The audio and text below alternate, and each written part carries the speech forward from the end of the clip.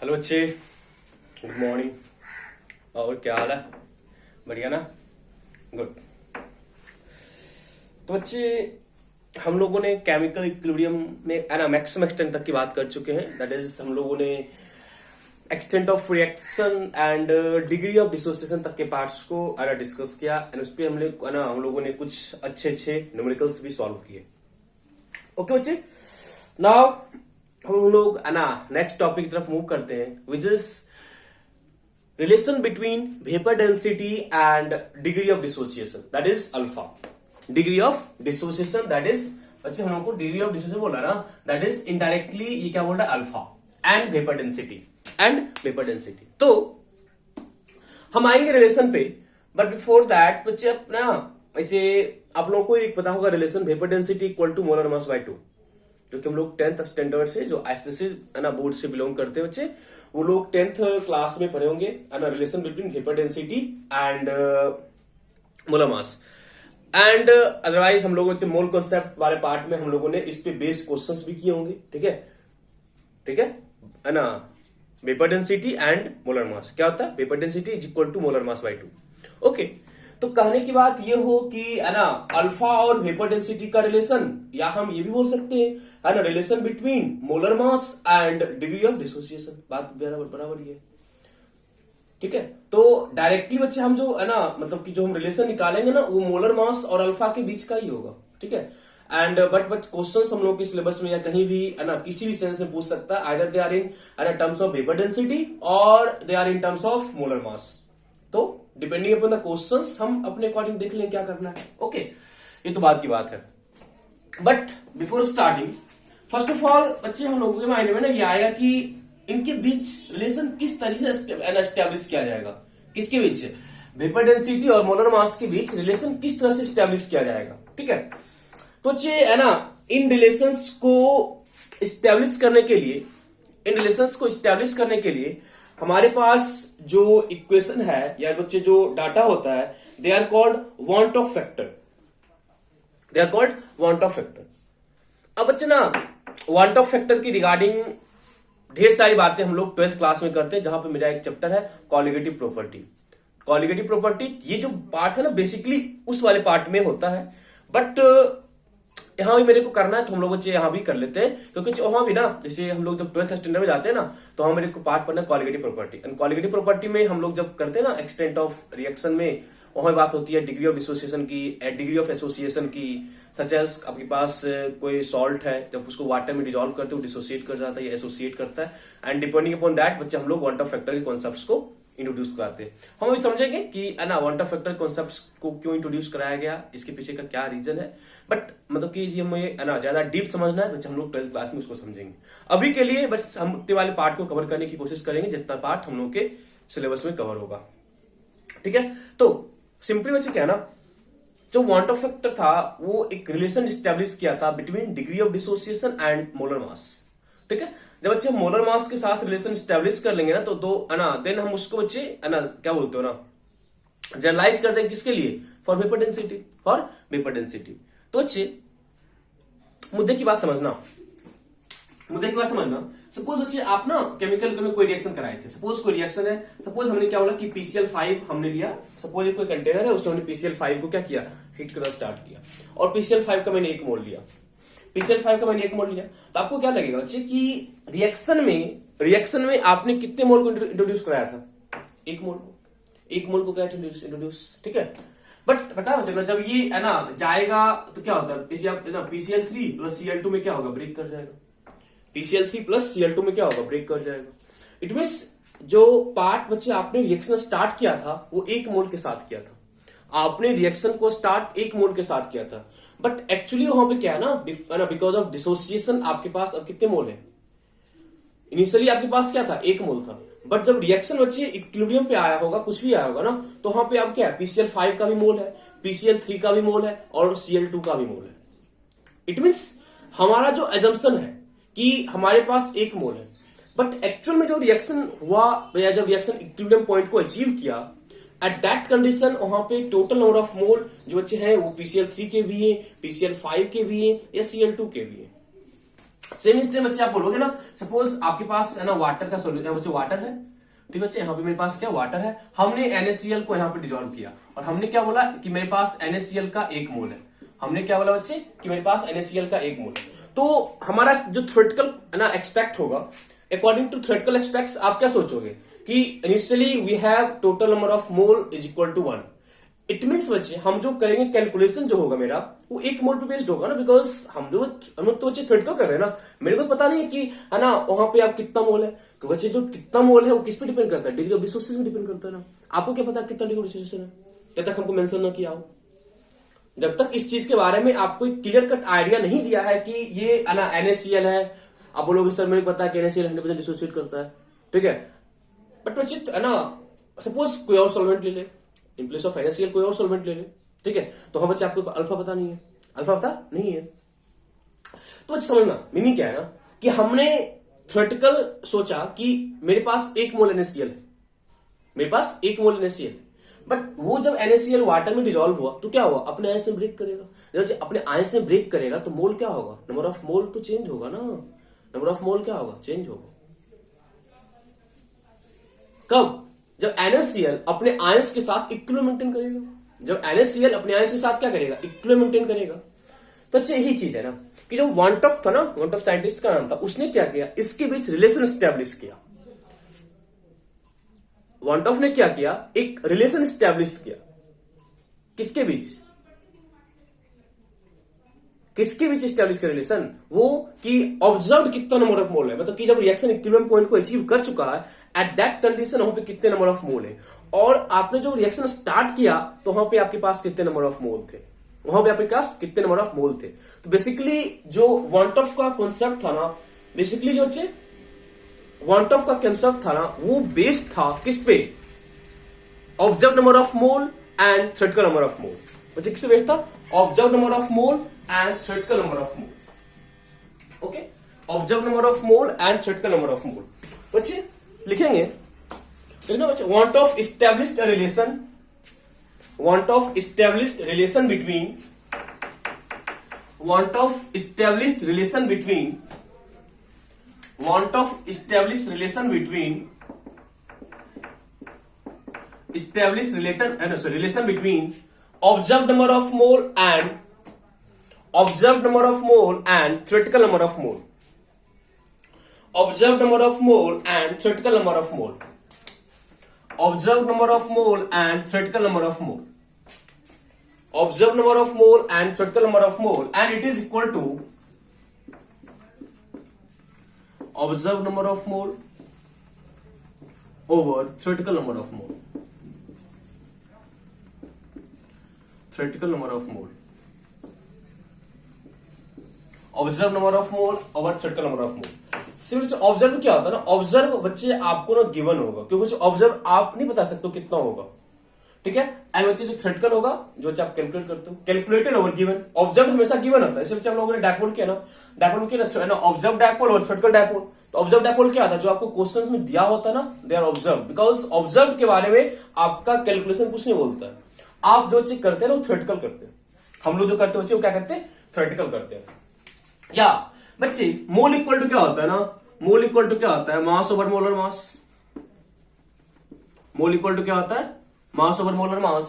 And बच्चे मेरे को पता है किसी भी केमिकल रिएक्शन में ओवरऑल मास कंजर्व रहता है, तो मास की बात मतलब हम ये बोल सकते हैं ना कि रिएक्शन हुआ होगा कुछ भी होगा, मास तो कंजर्व होगा, ठीक है अच्छे। अब यदि ऑब्जर्व और थ्योरेटिकल नंबर ऑफ मोल है तो सिंपली आपने क्या, आपका कॉमन सेंस क्या काम करना है कि मोल, यदि मोल में कोई बच्चे चेंजिंग है, इनिशियल और फाइनल मोल या थ्योरेटिकल और ऑब्जर्व मोल में कोई चेंजेस है, बट मेरा मास तो कांस्टेंट है, बट मेरा मास तो क्या है बच्चे, कांस्टेंट है। तो सिंपली हमने क्या बोलना है कि van't Hoff factor is also equal to mass over m observed, that is molar mass observed over mass over m theoretical, m theoretical over mass over m observed, molar mass observed over mass over m theoretical, and it is basically equal to m theoretical over m observed, m theoretical over m observed। कहने की बात क्या है ना कि theoretical molar mass कितना है और ऑब्जर्व मोलर मास कितना है। थ्योरेटिकल मोलर मास मतलब बच्चे, थ्योरेटिकल मोलर मास का क्या मतलब हुआ कि आपने जो रिएक्टेंट लिया है ना उसका मोलर मास जो एक्चुअल में है, जो आप करते हो calculate bye using the concepts of की एटॉमिक मास को ऐड कर देते हैं, जो भी नंबर ऑफ एटम्स है, number of atoms and their atomic mass को बच्चे जो भी है ऐड सम करके जो करते हैं उसको मोलर मास। और जो बच्चे आपको ऑब्जर्व दिया रहेगा वो आपको क्वेश्चन में यूज करना है। ऑब्जर्व हमेशा आपको गिवन होगा और बच्चे जो थ्योरेटिकल है वो आप उसके ना एटॉमिक मास को ऐड करके निकाल सकते हो। That is want of factor is equal to observed number of mole over theoretical number of mole, or you can say that molar mass, theoretical molar mass over observed molar mass, theoretical molar mass over observed molar mass। तो बच्चे it means want of factor मेरे को इसका idea देता है। अब बच्चे हम इसी रिलेशन का यूज करके ना रिलेशन स्टैब्लिश करेंगे अल्फा और मोलर मास में, या आप बोल सकते हो अल्फा और वेपर डेंसिटी में रिलेशन स्टैब्लिश करेंगे। Okay, up to this point कहीं पे डाउट बच्चे? सिंपली आपने यह सोचना है कि जो वांट ऑफ ने एक रिलेशन स्टैब्लिश किया किसके बीच, observe number of mole and theoretical number of mole, बस इतना सा कॉन्सेप्ट है। जैसे हम मोल की बात कर रहे हैं तो मास का या मोलर मास का जो है ना इंट्रोड्यूशन है वो तो होगा ही होगा। जब मोल है तो मास या मोलर मास का कॉन्सेप्ट आएगा ही आएगा। बट हमको पता है according to law of conservation of mass किसी भी केमिकल रिएक्शन में मास कांस्टेंट होता है, तो हम बात किसी करेंगे मोलर मास की बात करेंगे, उसके अकॉर्डिंग आपको डाटा दिया होगा। ओके बच्चे, चलो अब बच्चे हमने आते हैं जो मेरे को करना है, ठीक है, हमने जो करना बच्चे उस पर आते हैं। देखो बच्चे, सपोज कोई केमिकल रिएक्शन है, A gives us B C plus D. आपने बोलना है सर आपने एक रिएक्टेंट क्यों लिया बच्चे। अब किसी के माइंड में आएगा सर आपने सिंगल रिएक्टेंट क्यों लिया बच्चे, तो मैंने आपको पहले बोल चुका हूं कि जो बच्चे डिग्री ऑफ डिसोसिएशन है applicable only for single reactant system, only for single reactant system. But यदि रिएक्टेंट मोर देन वन है तो बच्चे आपने पहले एक्सटेंट ऑफ रिएक्शन में काम करना है, देन उस एक्सटेंट ऑफ रिएक्शन के डाटा को आपने क्या करना है नंबर ऑफ अल्फा में कन्वर्ट कर लेना। किसमें? एक्सटेंट ऑफ रिएक्शन को अल्फा में कन्वर्ट करना है। मैंने इसके रिगार्डिंग भी बातें की है ऑलरेडी हम लोग प्रीवियस लेक्चर में। क्या बच्चे पता ना, एक्सटेंट में काम कर लो, एक्स में काम कर लो, and then alpha equal to क्या होता है, mole given over initial number of mole जो था, सब mole reacted over number of mole, पता है ना। अल्फा क्या होता है, mole reacted over mole taken, और एक्सटेंट ऑफ रिएक्शन क्या होता है, एक्सटेंट ऑफ रिएक्शन क्या होता है, mole reacted per stoichiometric coefficient, पता है ना बच्चे, सब चीजें पता है, तो आपको माइंड रखना है। हमने जो बच्चों पे रिलेशन एस्टेब्लिश किया या जो हम रिलेशन डिराइव किया उसको माइंड में लेके नहीं चलना है। आपने सोचना है कि जो एक्सटेंट ऑफ रिएक्शन होता है वो क्या होता है, mole reacted per stoichiometric coefficient होता है, एंड अल्फा क्या होता है, मोल रिएक्टेड पर मोल टेकन होता है। ये चीज आपके माइंड में जाए और इसके बेस पे ही हमने क्वेश्चन सॉल्व करना है। कंप्लीट केमिकल इक्विलिब्रियम में आपको बच्चे कहीं भी फॉर्मूला नाम की चीज नहीं है। ये इस चैप्टर का सबसे बड़ा बेनिफिट है, आपको फॉर्मूला कुछ भी नहीं करना। मुझे बोलते हैं केमिस्ट्री में फॉर्मूला याद करना, केमिस्ट्री में फॉर्मूला याद करना, कुछ नहीं होता यार। आप कॉन्सेप्ट्स को समझो ना, कॉन्सेप्ट यदि आपके माइंड में है तो बच्चे आपको कहीं भी फॉर्मूला याद नहीं करना। अब देखो जैसे हम यहाँ पे ड्राइव करेंगे तो यहाँ भी आपको फॉर्मूला आएगा, फिर आप बोलोगे सर आपने बताया फॉर्मूला नहीं, फॉर्मूला बच्चे क्यों फॉर्मूला है, फॉर्मूला नहीं है बच्चे, कॉन्सेप्ट है, कॉन्सेप्ट समझो कहीं भी। चाहे हम केमिकल की बात करें या आयनिक की बात करें तो आयनिक में आपको तो जम के फॉर्मूला मिलेगा। यदि आपको बच्चे है ना इस चैप्टर में एक दो फॉर्मूला मिल गया ना तो 100 टाइम्स कॉन्सेप्ट इंक्रीज कर दो आयनिक इक्विलिब्रियम के लिए, तो बच्चे आपको सिर्फ फॉर्मूला ही दिखेगा, ठीक है। और आपको टीचर्स बोलेंगे भी बच्चे फॉर्मूला याद कर लो, फॉर्मूला याद कर लो, फॉर्मूला वैल्यू पुट करो, फॉर्मूला वैल्यू पुट करो, कितना याद करोगे यार, ह्यूमन ब्रेन है, कितना एब्जॉर्व करेगा, नहीं करेगा। बट वहीं पे यदि आपने कॉन्सेप्ट्स को कैच किया ना कि कैसे हमने ड्राइव किया, क्या कॉन्सेप्ट था, उस पर फोकस करना है, ये चीज माइंड में होना चाहिए, ठीक है। चलो तो अच्छे हमने ये चलो बोला कि कोई सपोज कोई केमिकल रिएक्शन वो इस तरह से प्रोसीड कर रहा है, हमने एक सिंगल रिएक्टिंग सिस्टम लिया। बट यदि किसी बच्चे के माइंड में होगा कि सर सिंगल क्यों लिए, अरे तू डबल ले ले, डबल ट्रिपल ले ले, कुछ फर्क नहीं पड़ता है, बट काम कहां करना, एक्सटेंट में करना, अल्फा में काम मत करना।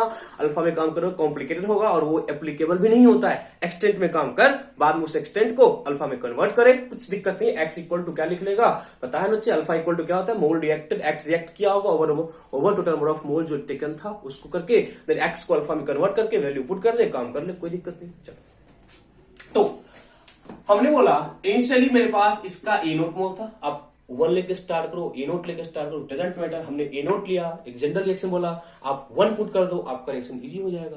बट फिर बोलोगे सर आपने 1 क्यों ले लिया, हमने ए नोट ले लिया, कुछ भी ले लो, क्या फर्क पड़ता है। चलो then act equal to equilibrium, बच्चे बातें या तो इनिशियल होगी या तो इक्विलिब्रियम की होगी। बातें या तो इनिशियल होगी या तो इक्विलिब्रियम की होगी, इसके बीच का बात हम नहीं करने वाले हैं। यदि किसी को इसी के बीच की बात करनी है कि सर रिएक्शन इनिशियल था और रिएक्शन अब इक्विलिब्रियम पे है, बीच में क्या हुआ, बीच में क्या हुआ, उसको हम पढ़ेंगे केमिकल काइनेटिक्स +2 का चैप्टर है, तो वहां पे बच्चे यही पढ़ना पड़ता है केमिकल इक्विलिब्रियम और केमिकल काइनेटिक्स के बीच का ही डिफरेंस है। केमिकल इक्विलिब्रियम में आपको डाटा, हर डाटा आपको इक्विलिब्रियम पे दिया होता है, बट केमिकल काइनेटिक्स में डाटा इनिशियल होगा या किसी और टाइम पे होगा, they are not at equilibrium. If data is at equilibrium then you have to solve that question according to chemical equilibrium. Okay, तो बहुत सारी बातें करेंगे आज, हम कुछ बातें करेंगे जो कि केमिकल काइनेटिक्स में भी है और यहां भी है, तो चीजों को हम बच्चे कोरिलेट कर सकते हैं। ठीक है, चलो तो काम कहां कर रहे हैं, काम कहां कर रहे हैं, अल्फा में। क्या लिखेंगे बच्चे, A01 minus alpha, then B into A0 alpha, C into A0 alpha and D into A0 alpha। यदि किसी बच्चे को प्रॉब्लम है इसको लिखने में, देन आप डेफिनेटली डिग्री ऑफ डिसोसिएशन वाले पार्ट को मिस किए हो, उसको देखो, आपको हर कॉन्सेप्ट समझ आएगा। चलो तो बच्चे अब हम मुद्दे की बात करते हैं जो मेरे को करनी है। ठीक है, आप बोलोगे कि ये जो बच्चे A0 मोल था ये आपका इनिशियल मोल था, दैट इज थ्योरेटिकल मोल आपके पास है बच्चे, ये आपके पास बच्चे थ्योरेटिकल नंबर ऑफ मोल है। बोलने में बच्चे कोई दो राय किसी को है, बोलो। A0 मोल जो आपने रिएक्टेंट का लिया वो आपका इनिशियल मोल है। बच्चे बोलोगे इनिशियल मेरे पास इतना ही मोल था, बी सी और डी का कोई मोल नहीं था, बिकॉज बी सी डी और फॉर्म हो रहे because of that chemical reaction. ठीक है, इनिशियली आपके माइंड में क्या होता है, इनिशियल मेरे पास रिएक्टेंट होते हैं, यदि किसी प्रोडक्ट का दिया हुआ है प्रोडक्ट को भी लिख ले, कोई फर्क नहीं पड़ता है, कॉन्सेप्ट्स पे काम कर, प्रोडक्ट पे कोई फर्क नहीं पड़ता है, आप बस वहां पे ऐड कर देना किसमें, प्रोडक्ट वाले पार्ट में, और कुछ नहीं। और बच्चे ये जो मेरा नंबर ऑफ मोल है, मतलब कि बच्चे रिएक्शन में कुछ रिएक्शन हुआ, डिसोसिएट किया, एसोसिएट किया, अभी हम डिसोसिएट की बात कर रहे हैं, बाद में इसको हम जनरलाइज करें किसके लिए, एसोसिएशन के लिए। ऐसा बच्चे नहीं है कि हर समय जो आपका सॉल्यूट है डिसोसिएट ही करेगा। ठीक है, इन सम टाइम्स ये बच्चे कुछ सॉल्यूट की प्रॉपर्टी होती है कि वो क्या होता है, किसी सॉल्वेंट में जाके एसोसिएट भी हो सकता है। ठीक है, चलो ये बच्चे क्या मेरा, ये बच्चे मेरा ऑब्जर्व नंबर ऑफ मोल है, ये बच्चे हम लोग का ऑब्जर्व नंबर ऑफ मोल है, ये हम लोग का observe number of mole. It means हमने रिएक्शन को स्टार्ट किया by using A0 mole and after some time जो बच्चे मेरा रिएक्शन है वो इक्विलिब्रियम पे है, और बच्चे रिएक्शन जब इक्विलिब्रियम पे आया मेरे पास this much number of mole था, मेरे पास this much number of mole था। तो बच्चे अब हम यहां पे लगा सकते हैं वन टफ का कॉन्सेप्ट। ठीक है, अब बच्चे हम यहां पे लगा सकते हैं वन टफ का concept by using the concept that I is equal to observe number of mole, observe number of mole over बच्चे theoretical number of mole, over बच्चे थ्योरेटिकल नंबर ऑफ मोल। कोई डाउट किसी को, I is equal to observe number of mole over theoretical number of mole, कोई doubt किसी को। अब बस आप डाटा पुट करो, I इज इक्वल टू, चलो observe mole this plus this plus this plus this, ये ना बच्चे, ये ना बच्चे, हमने पहले ना मोल निकाल लेते, चलो मोल बच्चे ऑब्जर्व निकाल लेते हैं। एन ऑब्जर्व कितना होगा देखो तो, A0 इंटू 1 माइनस अल्फा होगा बच्चे, प्लस बच्चे क्या लिखोगे, B into A0 alpha, plus बच्चे क्या लिखोगे, C into A0 alpha, plus बच्चे क्या लिखोगे, D into A0 alpha. Check करो, ये लिखेंगे बच्चे एन ऑब्जर्व, ये थ्योरेटिकल मेरे पास A0 मोल है, मेरे पास कितना थ्योरेटिकल A0 है। चलो इसको है ना ऐड सम अगर से कुछ करो, कुछ करते हैं बस, इसको सिंप्लीफाई इतना क्यों याद रखेंगे, कुछ इसको सिंप्लीफाई करते। ठीक है, चलो इज इक्वल टू, ओके बच्चे आपने देखना है A0 अल्फा है, A0 अल्फा है एंड A0 अल्फा है। बच्चे हम हर जगह से A0 को कॉमन आउट कर ले पहले, करेक्ट। चलो हमने बच्चे A0 को कॉमन किया, बच्चे हम लोगों ने क्या किया, A0 को कॉमन किया, बच्चे हमने क्या किया, A0 कॉमन किया। अब बच्चे मेरे पास क्या बचा, 1 माइनस अल्फा बचा है एंड प्लस बच्चे देखो तो B alpha plus C alpha plus D alpha, देखो तो BCD। अब बच्चे यदि आप ना थोड़ा सा माइंड से यहां पे प्रेजेंट हो ना, तो आपको एक चीज दिखेगा कि बच्चे जो B, C एंड D है ना, वो रिएक्शन होने के बाद जो बच्चे मेरे पास रिएक्टेंट, सॉरी जो मेरे पास प्रोडक्ट है, आफ्टर रिएक्शन जो आपके पास प्रोडक्ट है उसका स्टोइकियोमेट्रिक कोएफिशिएंट नहीं है, देखो तो B, C and D are the stoichiometric coefficient of the product, B, C and D are the stoichiometric coefficient of product जो आपके पास था। ठीक है, जो आपके पास था। ठीक है, यहां पे ना ये मत रखना, ये मत रखना, ये है ना, मतलब 1 मोल के लिए कर रहे हैं। ठीक है चलो बच्चे, ठीक है यहां तक। बच्चे अब देखो, मतलब बच्चे B, C और D क्या बच्चे मेरे पास, B, C एंड D क्या बच्चे मेरे पास, B, C एंड D मेरे पास क्या बच्चे कि जो मोल कब जब रिएक्शन हुआ तो जो प्रोडक्ट का जो कोएफिशिएंट है, तो बच्चे प्रोडक्ट का क्या था, कोएफिशिएंट था। बच्चे चलो तो बच्चे हम यहां लिख सकते देखो तो B plus C plus D। बच्चे यार कुछ भी होगा, 3 है 4 होगा 5 होगा कुछ नहीं, हम बच्चे इसको n लिख देते हैं। बच्चे n क्यों लिखे? हमने बोला कि जब रिएक्शन इक्विलिब्रियम पे है तो जो कॉफिशिएंट सॉरी बच्चे जो है ना आपका प्रोडक्ट है, प्रोडक्ट में जो बच्चे है ना जो भी सब्सटेंस है उनका जो कॉफिशिएंट है उनका सम कर दो, वो आपको n बताएगा। बच्चे n क्या है? जब रिएक्शन इक्विलिब्रियम पे है एट दैट टाइम जो है ना प्रोडक्ट है उनका जो कॉफिशिएंट है उसका सम क्या है आपका n है। बस इतना सा कॉन्सेप्ट। चलो दैट इज बच्चे अब आप लिखोगे यहां पे a naught 1 minus alpha plus n alpha. Check करो बच्चे, लिख सकते ना? तो ये ना b प्लस अल्फा कॉमन हो गया, b plus c plus d equal to n बताएंगे। ठीक है, b प्लस सी की वजह एन हो गया। देन बच्चे आप यहां थोड़ा और सिंप्लीफाई कर सकते हो इसको। देखो तो a नोट क्या बच्चे क्या होगा देखो तो है ना 1 minus alpha plus n alpha. ठीक है, इसको हम लिख सकते हो। देखो तो 1 plus n minus 1 into alpha लिख सकते हो। देखो तो लिख सकते हो। तो 1 minus alpha plus n alpha, alpha common किए तो एन माइनस 1 हो गया। सही बात है। देखो तो क्लियर है? तो दिस इज बच्चे n observe, this is n observe and we have n theoretical is equal to a naught. Check करो बच्चे, and we have n theoretical is equal to a naught. No doubt आपने बच्चे ये find कर लिया कि जब रिएक्शन इक्विलिब्रियम पे है एट दैट टाइम वहां पे टोटल नंबर ऑफ मोल कितने, एंड इनिशियली आपके पता है कि आपके पास कितने मोल है। अब तो बच्चे कुछ करना नहीं है, अब आपके पास जो रिलेशन है I is equal to observe mole over theoretical mole, उसमें जाके वैल्यू को पुट करो। ठीक है, चलिए हम वैल्यू पुट करते हैं। A not 1 plus n minus 1 into alpha over बच्चे मेरे पास ए नोट। अब ने क्या किया, ए नोट को उड़ा दिया, बच्चे आपके पास बचा क्या, I is equal to 1 plus n minus 1 into alpha. बोलो इस वाइट पार्ट में किसी को डाउट है? I is equal to 1 plus n minus 1 into alpha. यहां बच्चे अल्फा आपका डिग्री ऑफ डिसोसिएशन है एंड एन क्या बच्चे, एन जो बच्चे है sum of coefficient of product at equilibrium. बोल सकते हैं sum of stoichiometric coefficient of product at equilibrium. बस इतना सा बच्चे है।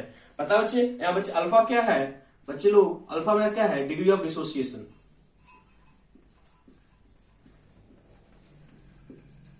बच्चे अल्फा क्या आपका degree of dissociation and n क्या बच्चे sum of coefficient, sum of stoichiometric coefficient, sum of stoichiometric coefficient, sum of stoichiometric coefficient of product at equilibrium. Check करो अप टू दिस बच्चे किसी भी पॉइंट में कहीं आपका डाउट है बोलो। अप टू दिस कहीं भी बच्चे आपका डाउट है बोलो। सम ऑफ बच्चे एन क्या है, sum of stoichiometric coefficient at equilibrium, at equilibrium. कोई डाउट आ रहा है बच्चे? बच्चे लोग कोई डाउट कहीं पे देखो, यहां तक नोट करो बच्चे, यहां तक प्रॉपर अच्छे तरीके से नोट करो समझ के, यहां तक बच्चे अच्छे तरीके से नोट करना समझ के। ठीक है, नो प्रॉब्लम ना? गुड। तो बच्चे मुद्दे की बात है कि आपने बोला कि I is equal to 1 plus n minus 1 into alpha, 1 plus n minus 1 into alpha. हमने बोला सही बात है बच्चे, I equal to 1 plus n minus 1 into alpha है, इसमें तो कोई दो राय नहीं बच्चे, मेरे को कोई दो राय नहीं है, आपको भी नहीं होना चाहिए। ठीक है, मेरे को भी नहीं है, आपको भी नहीं है। चलो, but at the same time किसी ने बोला कि I is equal to m theoretical over m observe, तो उसकी बात सही है, उसकी बात क्या सही है ना, जो वो भी क्या है अपनी तरीके से क्या सही है ना, क्योंकि हमने बोला I इक्वल टू मोल का ऑब्जर्व और थ्योरेटिकल मोल। बच्चे फिर हमने मोल को मोलर मास में कन्वर्ट किया, इसमें भी कोई उदाहरण किसी को। चलो बच्चे हम लिख सकते हैं, या बच्चे मेरे को पता है, मेरे को क्या पता है कि vapour density is equal to molar mass over 2 होता है। ये भी सही बात है, vapour density equal to molar mass by 2 होता है। इट मींस जो बच्चे मोलर मास के साथ रिलेशन है I का, वही रिलेशन किसके साथ होगा, वेपर डेंसिटी के साथ भी होगा।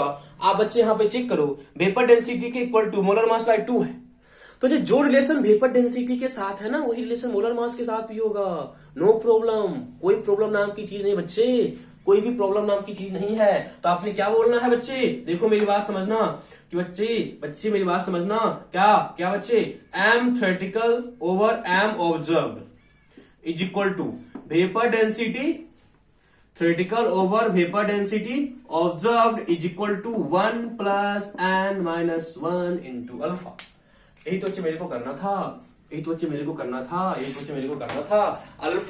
अल्फा और वेपर डेंसिटी में आपका रिलेशन आ गया। आई एम नॉट सेइंग कि बच्चे रिलेशन सिर्फ और सिर्फ वेपर डेंसिटी के साथ ही है ना, you can also go for molar mass concept. Okay, relation between molar mass and alpha. Okay बच्चे, तो आई थिंक फॉर्मूला याद करने की आपको रिक्वायरमेंट है नहीं। 1 plus n minus 1 into alpha practice करते करते अब बच्चे इतना कुछ डेरिवेशन है नहीं बच्चे, ये वाला पार्ट बोर्ड के सिलेबस नहीं है। ये सिर्फ और सिर्फ आपको है ना एमसीक्यूज या बच्चे है ना मल्टीपल चॉइस टाइप क्वेश्चंस को करने के लिए मैं मतलब हो गया ना, चाहे हम जेई की बात करें, नीट वगैरह की बात करें बच्चे या बच्चे है ना, तो वहां पे इस तरह के क्वेश्चंस आपको फ्रेम के जाएंगे, एनसीईआरटी का पार्ट नहीं है। ओके बच्चे, तो पहले आप लोग अच्छे से नोट करो, देखो बच्चे कुछ बेसिक्स एंड अच्छे से एंड देन अच्छे क्वेश्चंस करेंगे। ओके, पहले आप इसको नोट करो अच्छे तरीके से। फर्स्ट ऑफ ऑल आपको नोट करना है, ठीक है, अच्छे तरीके से नोट करो, पहले अच्छे तरीके से समझ के नोट करो, ठीक है। चल ओके बच्चे, एक आपका ना एक बच्चे इसमें सबसे बेसिक को डालते हैं, सबसे डालते हैं बेसिक क्वेश्चन, ठीक है। एक ग्राफ है बच्चे आपका, एक आपको ना ग्राफ दिया, बोला देखो in a container PCl5 dissociate as PCl5 dissociate as PCl3 plus Cl2। In a container PCl5 dissociate as PCl3 plus Cl2। PCl3 plus Cl2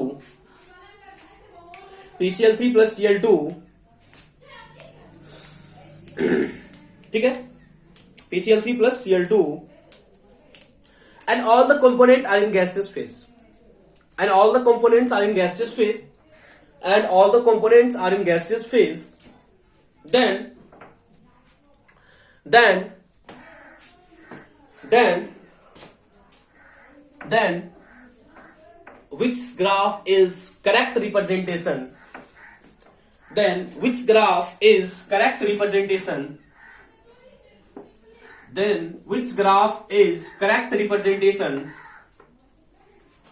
then which graph is correct representation between d by d versus alpha?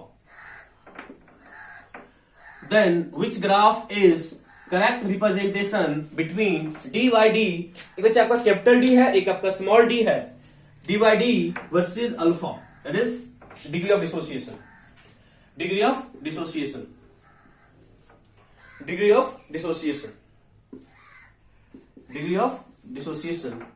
बच्चे यहाँ पे capital D आपका vapour density लिखना, लिख लो, capital D is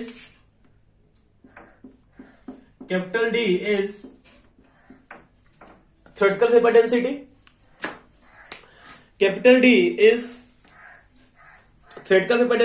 and small d is observed vapor density,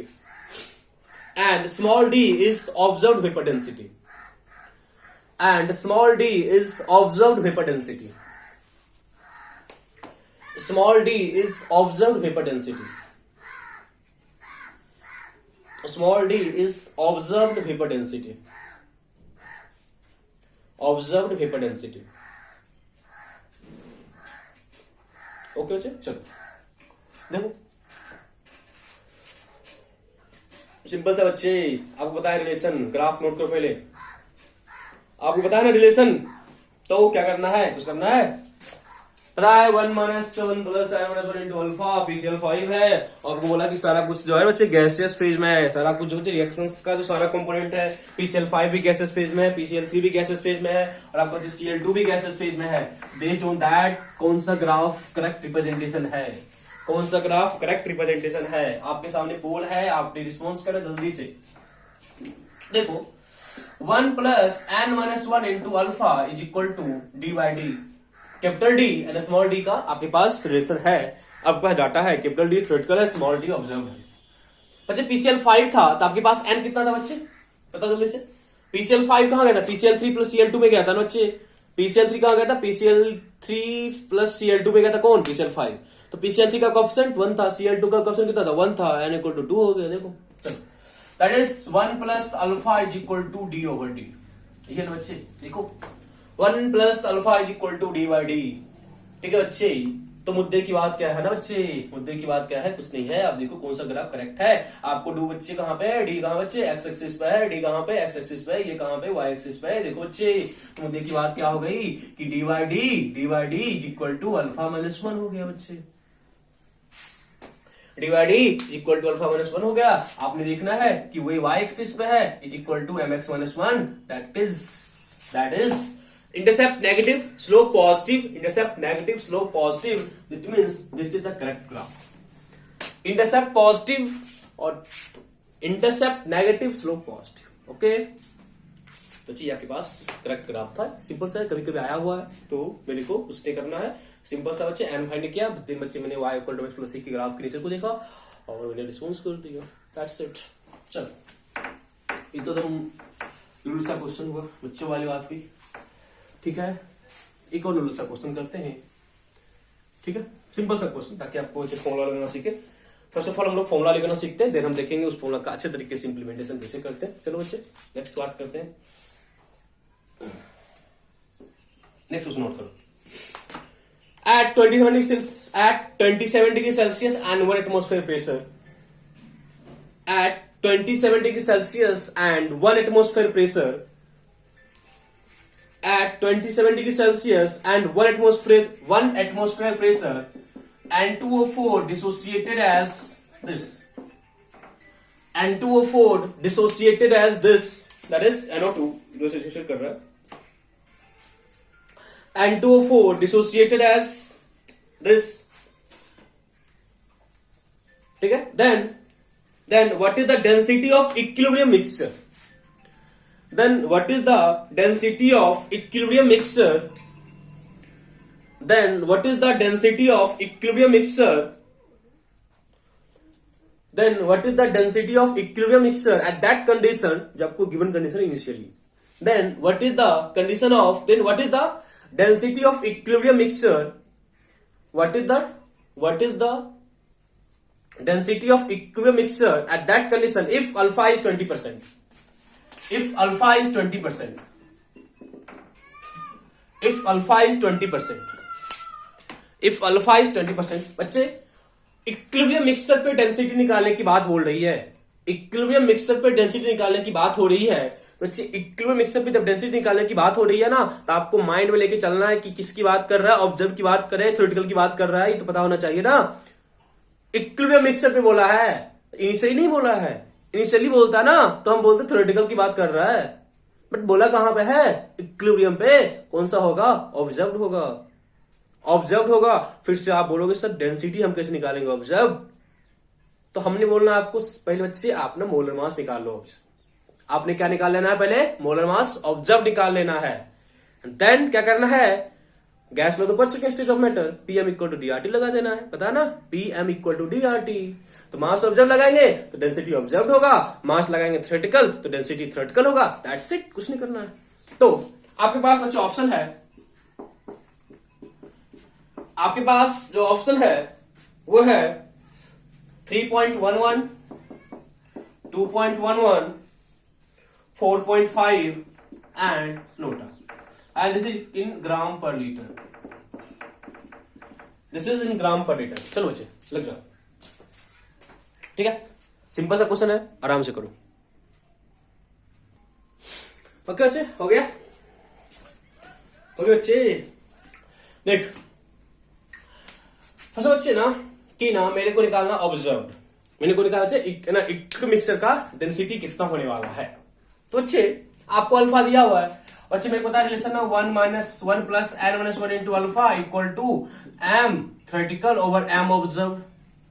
देखो पता बच्चे, और आपको थ्योरेटिकल मोलर मास बच्चे कौन सा होता है, जो आपने रिएक्टेंट लिया उसका जो मोलर मास है वो थ्योरेटिकल मोलर मास होता है। ओके बच्चे, तो m theoretical is equal to molar mass of the reactant substance, sorry मतलब जो रिएक्टेंट है इसका बच्चे ना 28 प्लस कितना 64 ना 92, तो m थ्योरेटिकल बच्चे आपका कितना हो गया 92 हो गया। m कितना थ्योरेटिकल हो गया, तो आपने बच्चे m ऑब्जर्व निकालना है, आपको बच्चे अल्फा पता है ना कितना 0.2 बच्चे n कितना 2। जब रिएक्शन जब हुआ तो रिएक्शन होने के बाद जो आपका प्रोडक्ट है उसका जो कोफिशिएंट का जो सम है वो आपका n होता है। तो बच्चे एक ही है तो n कितना होगा 2 होगा। That is 1 plus alpha is equal to m, sorry 92 और कितना m observe that is equal to alpha बच्चे कहते हैं ना 20%, that is 0.2, 1.2 is equal to कितना 92 by m observe, that is m observe is equal to 92 by 1.2। Okay बच्चे, ये आपका ऑब्जर्व आ गया, ये आपका ऑब्जर्व आ गया। देखो बच्चे मेरे को डेंसिटी बोला है तो हमने क्या बोलना है pm is equal to pm observe equal to density observe into RT, काम खत्म हो गया। प्रेशर बच्चे आपका 1 एटमॉस्फेयर था, m ऑब्जर्व 92 बाय 1.2 है बच्चे, डेंसिटी ऑब्जर्व निकालना है, ठीक है, R 0.0821 लेना है and T the temperature which is in kelvin that is 27 degree Celsius is equal to 300 kelvin. Okay, इसको बच्चे सॉल्व करना है, मेरे को आंसर फाइंड करना है, तो इसको हम सॉल्व करेंगे ना तो मेरे को जो डाटा आने वाला है, चलो बच्चे आप लोगों ने सॉल्व किया होगा, हम भी कर लेते हैं ताकि आंसर क्या हो जाए मैच कर जाए। ओके ना, चलो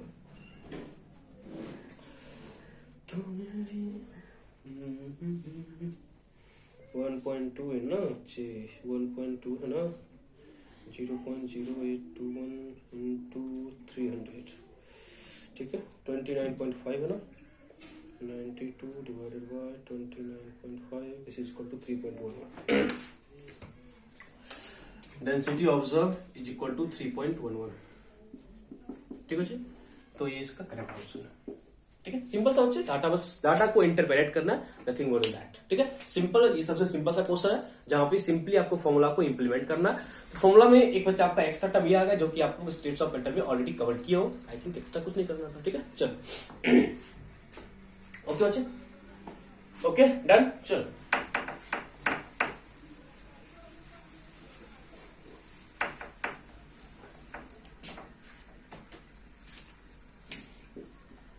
but the next question,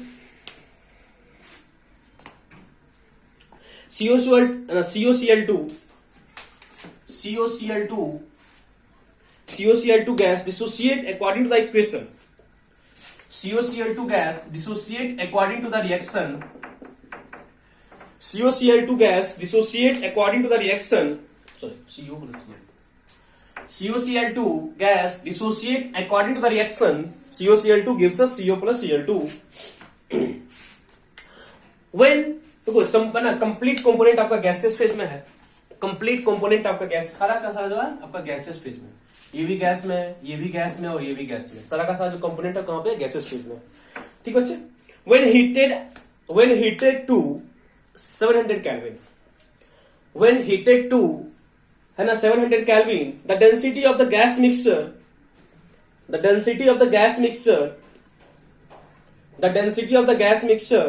at 1.16 atmosphere, the density of the gas mixture means समझना, the density of the gas mixture at 1.16 atmosphere and at equilibrium gas mixture का जो डेंसिटी है वो 1.16 atmosphere and equilibrium is 1.16 gram per litre, बराबर दिया हुआ, वो atmosphere में डेंसिटी आपको ग्राम पर लीटर में दिया, मैग्नीट्यूड वाइज दोनों क्या same, 1.16 gram per litre. Then calculate degree of dissociation, then calculate degree of dissociation at that condition,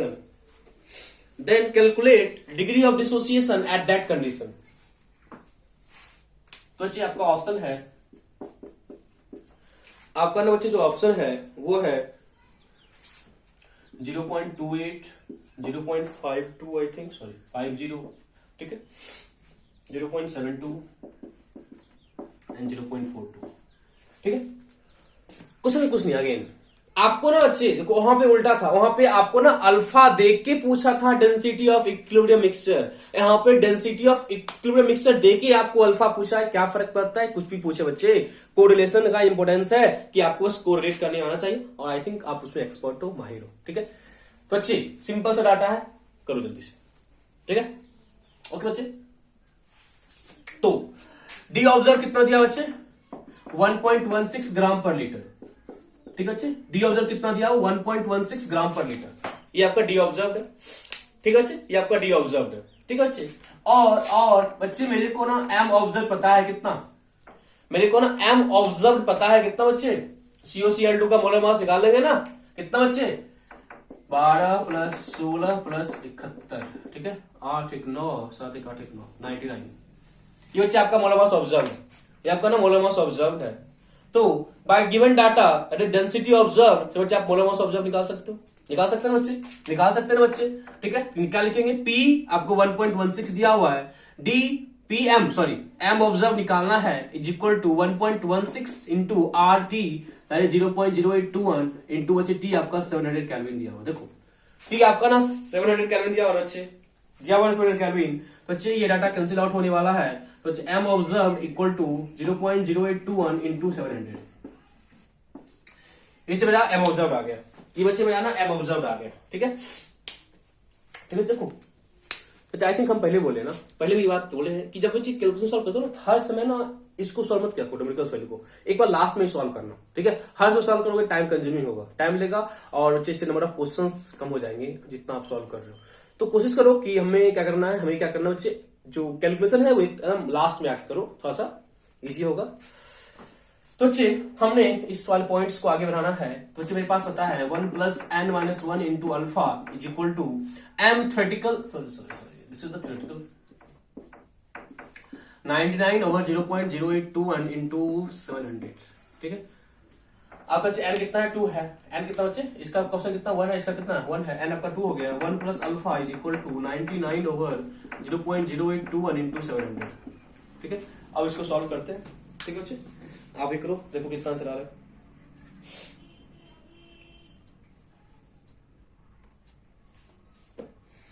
तो जो डाटा क्या है, 99 है ना, 99 डिवाइडेड बाय, ठीक है, 0.0821 सॉरी 0.0821 इंटू 700।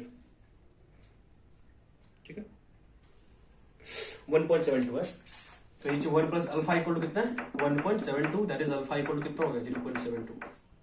अच्छा, अल्फा कितना हो गया, 0.72। कुछ नहीं है, सिंपल सा बच्चे, आपको ना बस वहां पे जो हमने चीज से पहले वाला क्वेश्चन क्या था, वहां पे थोड़ा सा अलग रिप्रेजेंटेशन था, यहाँ पे थोड़ा अलग रिप्रेजेंटेशन है, बाकी बात मुद्दे की बात करनी है तो सेम है। ठीक है बच्चे, मुद्दे की बात करनी है तो वो सेम ही है। ठीक है, चलो बच्चे,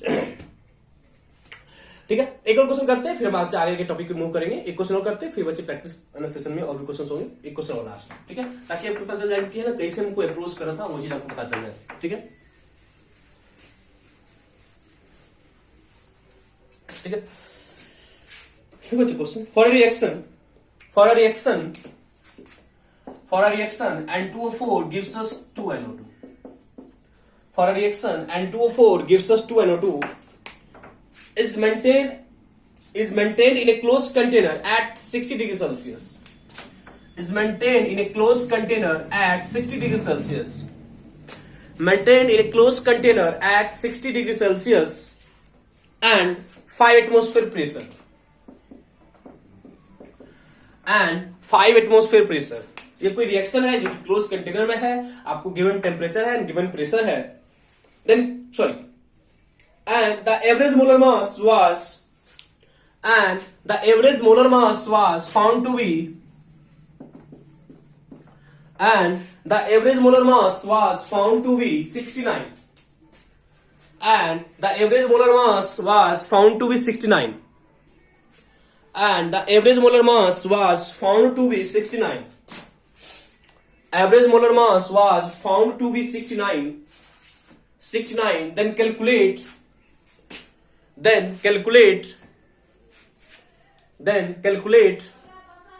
then calculate Kp, first part, then calculate Kp, ठीक है। थोड़ा सा क्वेश्चन को लेवल में इंक्रीज कर, ये इस वाले पार्ट का ना सबसे अच्छा क्वेश्चन माना जाता है, ठीक है। Then calculate Kp, first part हो गया बच्चे। सेकंड पार्ट, क्वेश्चन का सेकंड पार्ट, बच्चे, at what pressure and same temperature, at what pressure but same temperature, मतलब कि टेम्परेचर आपका कांस्टेंट है बट प्रेशर को चेंज कर दिया। Eight what pressure and same temperature the average molar mass becomes 90। Eight what pressure and same temperature the average molar mass becomes 90। The average molar mass becomes 90। तो मुद्दे की बात करनी है मेरे को, मुद्दे की बात करनी है बच्चे मेरे को। मुद्दे की बात करने पे करते करते हम इस वाले पॉइंट तक पहुंचे हैं कि अब बच्चे ना आपको निकालना है केपी। तो केपी निकालना है, that is partial pressure of the product over reactant power their stoichiometric coefficient is the Kp. पता बच्चा ना, भूल गए सारा, पता ना। Kp is equal to partial pressure, not the actual pressure. Okay बच्चे, बात मेरे को पार्शियल प्रेशर में करनी है। चलो स्टार्ट करते हैं।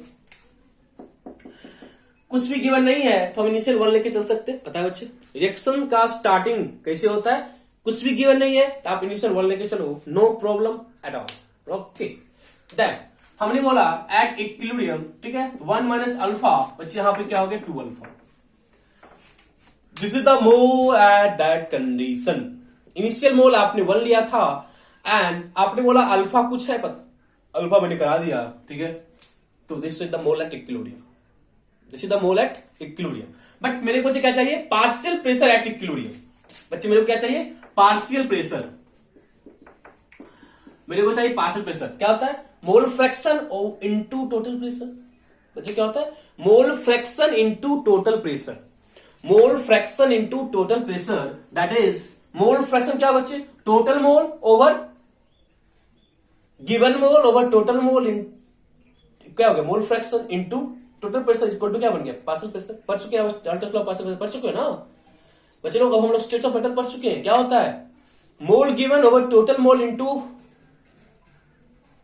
Total pressure is equal to partial pressure. चलो बच्चे मोल गिवन कितना है, 1 माइनस अल्फा, टोटल मोल कितना होगा 1 minus alpha plus 2 alpha, 1 plus alpha into बच्चे क्या होने वाला, इनटू बच्चे आपका 5 है, 5 एटमोस्फेयर।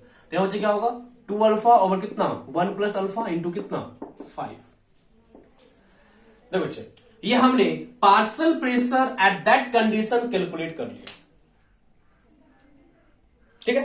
अब बच्चे आपको क्या करना ना, आपने यदि अल्फा का वैल्यू फाइंड कर लिया, आपका केपी निकल जाएगा। बस बच्चे इतना सा करना है। तो हम अल्फा की खोज में निकले, ठीक है, अल्फा की खोज में निकले बच्चे। तो अल्फा की खोज में निकले तो मेरे को पता चला कि अल्फा इक्वल टू ये होता है relation between m theoretical over m observed, m theoretical और एम ऑब्जर्व्ड। ये बच्चे मेरे को पता है relation between m observed molar mass and alpha, and you can easily see that for n is equal to 2। Okay बच्चे, तो हमने बोला कि चलो हम स्टार्ट करते हैं। 1 plus alpha is equal to m theoretical, m theoretical is equal to the molar mass of the reactant which is present initially, it means 92 over m observed आपने 69 लिखना है। तो मेरे को क्या था बच्चे, हमने भी 92 बाई 69, 23 जा 23 जा 24 जा 23 जा, देखो बच्चे अल्फा इक्वल टू 1/3 होगा, ठीक बच्चे। अल्फा इज इक्वल टू 1/3 आएगा ना, अल्फा इक्वल टू 1/3 आएगा ना। आप अपने क्या करना है, अल्फा का वैल्यू पुट करना है ना बच्चे, आपने अल्फा का वैल्यू पुट करना है ना। अब कुछ करना है थोड़े ना।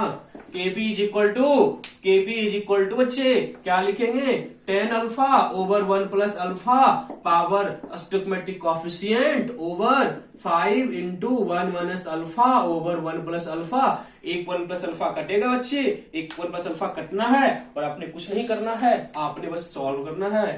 That is Kp is equal to होना है बच्चे, एक कटेगा नीचे बच्चे 1 प्लस अल्फा का स्क्वायर, बस अल्फा पहले से है, a square plus b square होना बच्चे ना। तो बच्चे क्या होगा 100 अल्फा स्क्वायर, नीचे बच्चे क्या हो जाना है 5 इंटू 1 प्लस अल्फा का स्क्वायर। बच्चे अल्फा पता है, आप यहां से केपी सॉल्व कर लेना। मैंने बस एक वे ऑफ सॉल्विंग बताया कि कैसे अप्रोच करना है ये चीज बच्चे। केपी बच्चे आप सॉल्व करना, आई थिंक मेरे पास आंसर नहीं है बट आपके पास आंसर आ सकता है, या आप सॉल्व करोगे तो आपने सॉल्व करना बच्चे, फिर आपके पास आंसर आ जाएगा।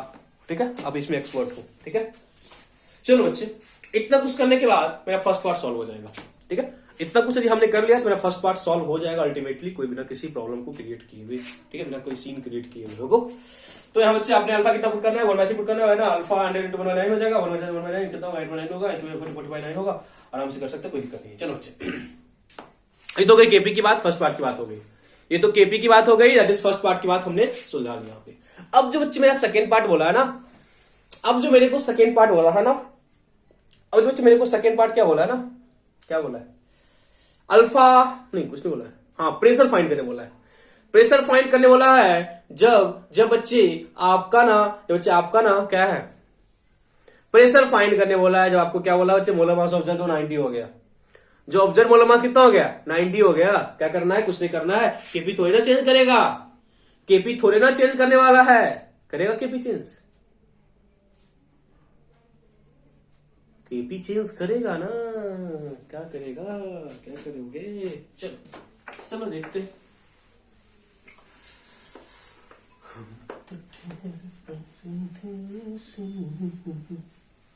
चलो बच्चे, आपको बोला है ना, जब मोलर मास ऑब्जर्व 90 हो गया, एट दैट कंडीशन प्रेशर कितना होगा, तो हमने बोलना है केपी तो चेंज करना नहीं है, केपी तो बच्चे टेम्परेचर पे कांस्टेंट होता है, टेम्परेचर कांस्टेंट तो केपी कांस्टेंट, और आपको बोला भी है ना टेम्परेचर कांस्टेंट है, आपको तो बोल भी दिया है कि टेम्परेचर कांस्टेंट है, तो हमने क्यों चेंज कराना है, अपनी मर्जी थोड़ी ना चलती है, क्वेश्चन के अकॉर्डिंग चलना पड़ता है ना बच्चे। ठीक है, आपको बोलेगा प्रेशर चेंज किया, केपी इक्वल टू, सर आपने लिखा था कि है ना, की ना परिणाम अच्छे, प्रेशर है, प्रेशर चेंज कर, केपी चेंज करेगा। अरे बुढ़वा, जब ये चेंज करेगा केपी चेंज करेगा, ओवरऑल रेशियो होता है, रेशियो क्या होता है, कांस्टेंट हो जाता है। ठीक है, जो है ना इक्विलिब्रियम कांस्टेंट है, वो सिर्फ और सिर्फ टेम्परेचर पर डिपेंड करता है। और आज का जो मेरा नेक्स्ट पार्ट होगा वही होगा कि टेम्परेचर पे इक्विलिब्रियम कांस्टेंट का डिपेंडेंसी किस तरीके से होता है, इस चीज को भी डिस्कस करना है हमने। चलो तो बच्चे, हमने कुछ नहीं करना है, आपने सारा काम करना है। तो आपने बच्चे सारा काम करना है, तो आपने तो तुरंत बता देना कि अल्फा कितना होगा, क्योंकि आपने बच्चे इसमें एक्सपर्ट हो। 92/90 बोल देना, थ्योरेटिकल ऑब्जर्व 1 प्लस अल्फा, इसमें तो आप एक्सपर्ट हो। यहां से आपने अल्फा फाइंड कर लेना है बिना किसी कंफ्यूजन के, बिना किसी कंफ्यूजन के। तो हमने बच्चे अब कुछ नहीं करना है, अब बच्चे कुछ नहीं करना है, यहां पे हमने पी लिख देना है। एट दैट टाइम मेरे पास प्रेशर 5 था, अब बोला है कि प्रेशर 5 आपके पास नहीं है, तो जो प्रेशर होगा हमने यहां पे लिख देना है। आपको अल्फा मिल चुका है, क्यों, क्योंकि बच्चे आपको बोला मोलर मास जो ऑब्जर्व था 90 हो चुका है, तो अल्फा आप निकाल लोगे ना, अल्फा निकाल लोगे ना बच्चे, अल्फा निकल जाएगा ना। जब अल्फा निकल जाएगा तो फिर क्या करना है, फिर कुछ नहीं करना है, फिर आपने क्या करना है, के का इक्वेशन लिखना है। क्या लिखना बच्चे, 2 alpha over 1 minus alpha into P, power कितना, पावर 2, बिकॉज ऑफ कोएफिशिएंट 2 है, नीचे 1 minus alpha over 1 plus alpha into P कर देना है। मेरे को केपी पता है, क्योंकि केपी जो आपने बच्चे प्रीवियस वाले पार्ट में निकाला है, वही वाला केपी का वैल्यू यहाँ पे पुट करना है, बिकॉज के कांस्टेंट होता है थ्रू आउट द रिएक्शन। इतना कुछ करने के बाद हमने बच्चे बोला कि केपी कांस्टेंट है, आपने अल्फा फाइंड कर लिया है, आपने अल्फा फाइंड कर लिया है बच्चे अब देखो मेरी बात समझना, केपी इक्वल थोड़ा सा इसको सिंप्लीफिकेशन करना है। वो तो मैथ इतना डिफिकल्ट क्वेश्चन आप सॉल्व करते हो, ये तो सिंपल सा है ना, सिंप्लीफिकेशन है। मैथ में कॉम्प्लेक्स सॉल्व करते हो, क्वाड्रेटिक सॉल्व करते हो, उससे तो सिंपल सा ही पार्ट है। चलो है ना, क्या हो जाएगा, 4 अल्फा स्क्वायर हो जाएगा बच्चे, 4 अल्फा स्क्वायर हो जाएगा, एक पी स्क्वायर, एक पी कट जाएगा बच्चे, यहाँ पे पी बच जाएगा, नीचे क्या हो जाएगा, नीचे क्या हो जाएगा, नीचे क्या हो जाएगा, एक अल्फा नीचे 1 अल्फा का स्क्वायर हो जाएगा। कुछ नहीं करना है। अब बच्चे केपी पता है, केपी पता है ना, आपने अल्फा भी पता है ना, आपको पी नहीं निकल जाएगा। केपी पता है, अल्फा पता है, पी निकालना है, निकाल सकते हो। ठीक है, ये कुछ क्वेश्चंस थे, ठीक है, जहां से आपने अब थोड़ा सा बच्चे है ना, मॉड्यूल बहुत सारे क्वेश्चन से अब आप थोड़ा सा कंसेप्ट बिल्डिंग होगा, आप क्वेश्चन को सॉल्व कर सकते हो। ठीक है, कंसेप्ट बिल्डिंग होगा, क्वेश्चन को सॉल्व करने में आपको सहूलियत होगी और आप आराम से इजीली उस वाले पार्ट को कैरी ऑन कर सकते हो। ठीक है बच्चे, चलो ओके बच्चे,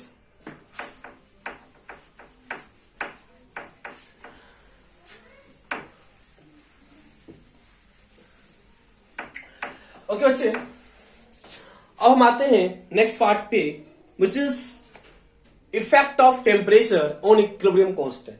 effect of temperature on equilibrium constant, ये वाला पार्ट है बच्चे। इस पे जो हमारा पार्ट होगा वो सिर्फ थ्योरेटिकल सेक्शन होगा, बाकी बच्चे न्यूमेरिकल सेक्शन हम लोग करेंगे नेक्स्ट वीडियोस में, ठीक है। नेक्स्ट वाले पार्ट में हम लोग इसके ना न्यूमेरिकल सेक्शन को कैरी ऑन करेंगे, बट आज वाले क्लास में हम सिर्फ और सिर्फ थ्योरेटिकल एस्पेक्ट की बात करेंगे, ठीक है। देखो बच्चे, effect of temperature on equilibrium constant topic है मेरा, effect of temperature on equilibrium constant. Effect of temperature on equilibrium constant. Effect of temperature on equilibrium constant. Effect of temperature on equilibrium constant. Effect of temperature on equilibrium constant. चलो बच्चे,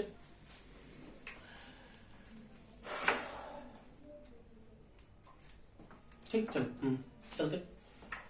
देखो बच्चे, लिखो बच्चे, equilibrium constant only depends on temperature.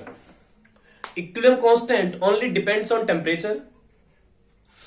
Equilibrium constant only depends on temperature. Equilibrium constant only depends on temperature, and the relation between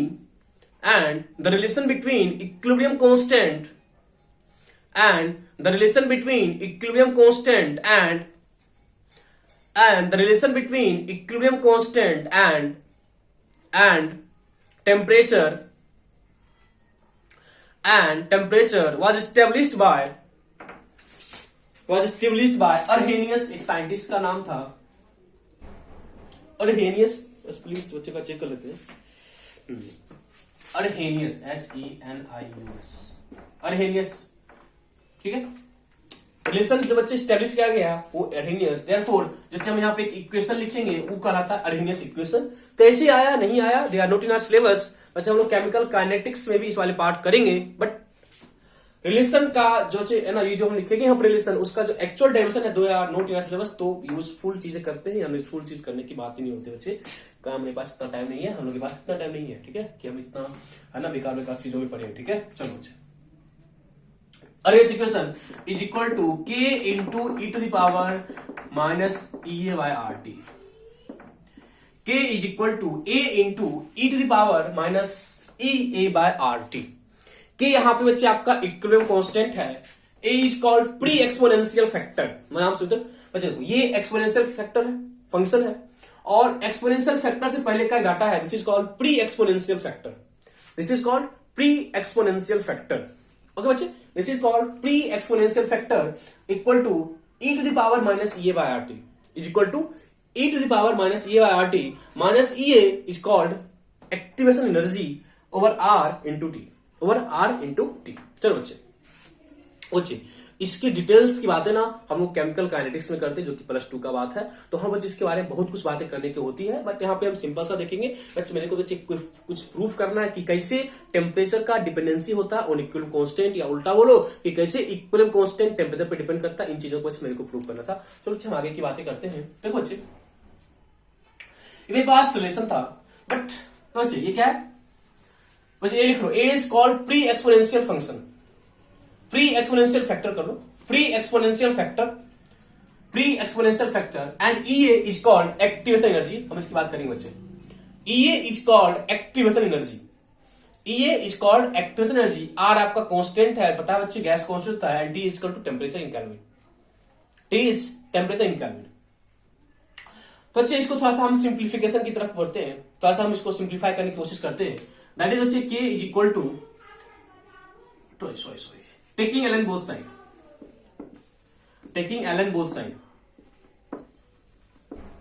both side, log क्यों बच्चे, क्योंकि बच्चे ln इक्वल होता है, इसलिए हम log ले लिए। जब मेरे पास ln में काम कर लेंगे तो फिर हम उसको log में कन्वर्ट कर सकते हैं बिना किसी कन्वर्जन को क्रिएट किए हुए। तो बच्चे हम थोड़ा सा करते हैं, आपने देखना बच्चे, देखो ln k is equal to ln a minus EA over RT। इसमें किसी कुछ डाउट है? ln e का फंक्शन 1 होता है, ln e कितना होता है, 1 होता है। ln e बच्चे कितना होता है, 1 होता है, ठीक है। ln e कितना था बच्चे, 1 होता है। तो मेरे पास एक इक्वेशन आया, बच्चे, ठीक है बच्चे। अब बच्चे मेरे पास डाटा आया, EA is called activation energy, EA is called activation energy, ठीक है बच्चे। चलो हम इस बात करते हैं, देखो सपोज कोई रिएक्शन हम लोग तो है पता रिवर्सिबल रिएक्शन, क्योंकि हम लोग बात किसी कर रहे हैं बच्चे, हम लोग बात कर रहे हैं किसकी बच्चे, हम लोग बात कर रहे हैं एक reversible reaction because of chemical equilibrium. जब से केमिकल का रिएक्शन आएगा तो रिएक्शन क्या होता है, रिवर्स होता है, बट अभी हम बात किस कर रहे हैं, रिवर्सिबल रिएक्शन की। तो रिएक्शन रिवर्सिबल है तो अच्छा ये आपका फॉरवर्ड का रेट है, अच्छा आपका ये बैकवर्ड का, अच्छा लिखते हो E for forward direction, sorry ठीक है बच्चे, ई फॉर बैकवर्ड डायरेक्शन, ये फॉरवर्ड है ये बैकवर्ड है, मतलब एक्टिवेशन एनर्जी फॉरवर्ड डायरेक्शन का, एक्टिवेशन एनर्जी बैकवर्ड डायरेक्शन, ठीक है। तो करने का मतलब क्या होता है ना, हम इन डेप्थ नहीं जाना चाहते हैं अभी, ठीक है बच्चे, यूजलेस बातें अभी नहीं करेंगे, हम हल्का सा कुछ आइडिया देते हैं कि बच्चे किसी भी केमिकल रिएक्शन का जो मेन फैक्ट होता है, वैसे कोई केमिकल से होता कैसे है इसके बारे में आपको केमिकल काइनेटिक्स में बताएंगे, ठीक है। बट बिफोर दैट हम थोड़ा सा बात करते हैं बच्चे, सपोज कोई एक रिएक्शन है, जैसे मतलब सपोज कोई रिएक्शन उसका ग्राफ हमने ड्रॉ किया कि कैसे रिएक्शन होता है, कैसे रिएक्शन होता है बच्चे। ये जो पार्ट है this is called energy of reactant, this is called energy of product, this is energy of product, and this is called total energy involved in that reaction, total energy involved in that reaction, or we can say that threshold energy, threshold energy। अरे इसके बारे में अभी कुछ हमने बात नहीं कर रहे, मतलब सिंपली समझना, थ्रेशोल्ड क्या होता है, टोटल एनर्जी उस रिएक्शन में कितना इन्वॉल्व है, they are called threshold energy, total energy involve and in that reaction is called threshold energy. अब बच्चे देखना, दो बच्चे सिंपल सा बात क्या होता है बच्चे, एनर्जी ऑफ रिएक्टेंट ये है, यदि इस रिएक्टेंट को प्रोडक्ट फॉर्म करना है, यदि इस रिएक्टेंट को ना बच्चे प्रोडक्ट फॉर्म करना है तो उसको ना इस वाले एनर्जी बैरियर को क्रॉस करना पड़ेगा, दैट इज उसके पास थ्रेशोल्ड अमाउंट ऑफ एनर्जी चाहिए तब जाके वो प्रोडक्ट फॉर्म करेगा, ठीक है। देखो चला कि हर रिएक्शन पॉसिबल नहीं होता है, हर रिएक्शन पॉसिबल नहीं होता, उसकी रिगार्डिंग बातें हम फिर से बोल रहे हैं केमिकल काइनेटिक्स में करेंगे कि कौन सा रिएक्शन फिजिबल है कौन सा फिजिबल नहीं है। इसके लिए जो बहुत सारे फैक्टर्स होते हैं, उन फैक्टर्स में एक फैक्टर आपका एनर्जी का भी होता है, इन दैट मतलब बहुत सारे फैक्टर्स होते हैं, उन सारे फैक्टर्स में एक फैक्टर मेरा एनर्जी का भी होता है कि किसी भी रिएक्टेंट को यदि प्रोडक्ट फॉर्म करना है, किसी भी रिएक्टेंट को यदि प्रोडक्ट फॉर्म करना है तो उसके पास this much amount of energy चाहिए, दैट इज थ्रेशोल्ड एनर्जी का इन्वॉल्वमेंट होता है। अब बच्चे आप बोलोगे कि जब इस रिएक्टेंट को इतना अमाउंट ऑफ एनर्जी चाहिए तो उसके पास ये जो बच्चे एनर्जी उसके खुद के पास का है ना, इतना एनर्जी क्या उसके खुद का पास है, बच्चे उसको मेरी बात समझना, मतलब बच्चे क्या हुआ ना, मतलब बच्चे क्या हुआ ना कि उसको ना this much amount of energy चाहिए एक्स्ट्रा, देखो तो दिस मच एक्स्ट्रा चाहिए ना, this is called EA forward, मतलब ईए एक्टिवेशन, मतलब रिएक्टेंट को इतनी एनर्जी से एक्टिवेट कर दो तो जाके प्रोडक्ट फॉर्म कर लेगा, वो जाके क्या करेगा, प्रोडक्ट फॉर्म करेगा। तो अब आपको ना एक्टिवेशन एनर्जी का डेफिनेशन पता चला होगा क्या होता है, अब ना आपको ना एक्टिवेशन एनर्जी का डेफिनेशन पता चल गया होगा कि एक्स्ट्रा एनर्जी जो रिएक्टेंट को दिया गया ताकि वो प्रोडक्ट फॉर्म कर ले। देखो तो ये एनर्जी किसका था, रिएक्टेंट का था, आपने एक्स्ट्रा कितना दिया, आपने एक्स्ट्रा इतना दिया है, इतना दिया ना, तो क्या बोलोगे, extra energy which is supplied to reactant, extra energy which is supplied to reactant in such a way that the form product is called activation energy. Extra energy लिखो, लिख लो, extra energy which is supplied to reactant, which is supplied to reactant is called activation energy, is called activation energy. Extra energy which is supplied to reactant is called activation energy, which is supplied to reactant is called activation energy। बच्चे but reaction reversible है, बच्चे reaction reversible है, this is called EA backward, मतलब इसमें बच्चे reaction backward गया ये reactive बन जाएगा, इसको इतना एक्टिवेट कराओगे तो रिएक्शन इधर आ जाएगा, तो कहने की बात समझ रहे हो ना, ये फॉरवर्ड ये बैकवर्ड, एक्टिवेशन किसके लिए, फॉरवर्ड डायरेक्शन, ये है ना, मतलब बैकवर्ड क्या है, एक्टिवेशन बैकवर्ड डायरेक्शन के लिए और कुछ नहीं है, मतलब एक्टिवेशन थ्रू आउट ये है ना कि कितना एक्स्ट्रा एनर्जी आप सप्लाई कर रहे हो फॉर दैट रिएक्शन। तो अच्छे हमने इसको बोला, ये कौन सा पार्ट है, ये आपका ईटी है, दैट इज थ्योरेटिकल। थ्योरेटिकल कितनी एनर्जी वहां पे इन्वॉल्व है, थ्योरेटिकल कितनी एनर्जी वहां पे इन्वॉल्व है, दैट इज थ्रेशोल्ड एनर्जी। तो अच्छे यहां से हम कुछ चीज पता करना चाहते हैं, तो अच्छे आप यहां से बोल सकते हो ना बच्चे आप यहां से बोल सकते हो ना कि क्या बोलो बच्चे, ई फॉरवर्ड कितना होगा बच्चे, देखो तो ई फॉरवर्ड कितना होगा बच्चे, ई फॉरवर्ड कितना होगा, E threshold minus E of reactant. देखो तो बच्चे ये टोटल एनर्जी है, ये बच्चे किसका है, रिएक्टेंट का है, माइनस को क्या मिल जाएगा, ई फॉर फॉरवर्ड डायरेक्शन। बच्चे ई बैकवर्ड कितना होता है, देखो तो E threshold minus energy of product. देखो बच्चे थ्रेशोल्ड में एनर्जी ऑफ प्रोडक्ट को माइनस करो, आपको ई ऑफ बैकवर्ड मिल जाएगा। तो बोलो यहां तक दिक्कत है बच्चे, यहां तक दिक्कत है किसी को, नहीं है ना, नहीं बच्चे ना। और बच्चे ना आपको एक और चीज पता है क्या, किसी भी रिएक्शन का नेट एनर्जी चेंज क्या होता है, इंथैल्पी या है ना इंटरनल एनर्जी। अब बच्चे आप थर्मोडायनेमिक्स कर रहे हो, आप लोगों को थर्मोडायनेमिक्स में ही आपको आइडिया है ना, थर्मोडायनेमिक्स बच्चे हम लोग पढ़ रहे हैं। तो बच्चे हम लोग थर्मोडायनेमिक्स पढ़ रहे हैं ना, तो बच्चे हम लोग को ना एक और चीज का पता है, मेरे को ना एक और चीज का आइडिया है, पता क्या, डेल्टा एच और डेल्टा ई। डेल्टा एच कब होता है, कांस्टेंट प्रेशर होता है, डेल्टा ई कब होता है, कांस्टेंट वॉल्यूम होता है। बाकी नियरली दोनों का सेम ही रहता है, मान लो चलो ना, ठीक है चलो। That is delta H is equal to E for product minus energy of react. पता बच्चे ना डेल्टा एच क्या होता है, energy of product minus energy of क्या होता है, रिएक्टेंट होता है। Energy of product minus energy of क्या होता है, रिएक्टेंट होता है। Energy of product minus energy of क्या होता है, रिएक्टेंट होता है। चलो थोड़ा सा इसको देखते हैं बच्चे, हम समझना। बताओ एनर्जी ऑफ प्रोडक्ट कितना होगा, E backward minus delta T. चलो एनर्जी ऑफ प्रोडक्ट कितना होगा, E T minus E for backward, ठीक है चलो। That is delta H is equal to, तो कुछ क्या लिखेंगे, ईपी, ईपी है, ईपी इक्वल टू क्या होगा बच्चे, ईटी माइनस ई बैकवर्ड। लिखो तो ET minus E of backward, ठीक है बच्चे। रिएक्टेंट क्या होगा, ईटी माइनस ई फॉरवर्ड। देखो तो ईटी माइनस ई फॉरवर्ड होगा ना बच्चे, क्या लिखेंगे देखो यहां से, माइनस ईटी, बच्चे माइनस लगाओगे क्या हो जाएगा, प्लस ई फॉरवर्ड। देखो होगा बच्चे, होगा ना, तो मैं ईटी कट जाना है, ठीक है बच्चे, क्योंकि ना ये तो बच्चे कांस्टेंट ही है ना, ये बच्चे और क्या कांस्टेंट ही है। तो बच्चे मेरा डेल्टा एच कितना आ जाएगा, delta H is equal to E A for forward minus E A for backward, ठीक है बच्चे।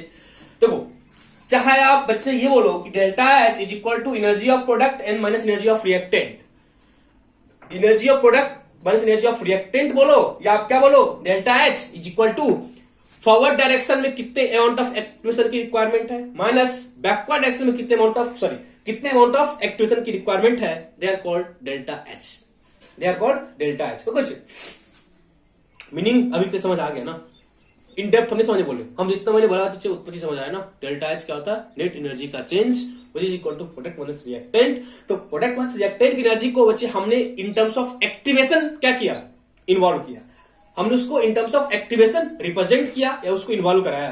तो अच्छा हमने बोला एक्टिवेशन क्या होता है, एक्स्ट्रा एनर्जी जो आपने सप्लाई किया सच दैट वो प्रोडक्ट फॉर्म कर ले। ये फॉरवर्ड और बैकवर्ड कॉन्सेप्ट क्यों लेके आए, ये फॉरवर्ड और बैकवर्ड कॉन्सेप्ट लेके क्यों आए, क्योंकि रिएक्शन रिवर्सिबल है, क्योंकि रिएक्शन रिवर्सिबल है। तभी आप लिखो हम कैसे इसको यूज करेंगे, हम उस वाले पार्ट पे आ रहे हैं। अभी बस इसको लिखो बच्चे, अभी बस इसको लिखो और कुछ नहीं करना, लिखो जल्दी से इसको लिखो बच्चे, लिख लेना,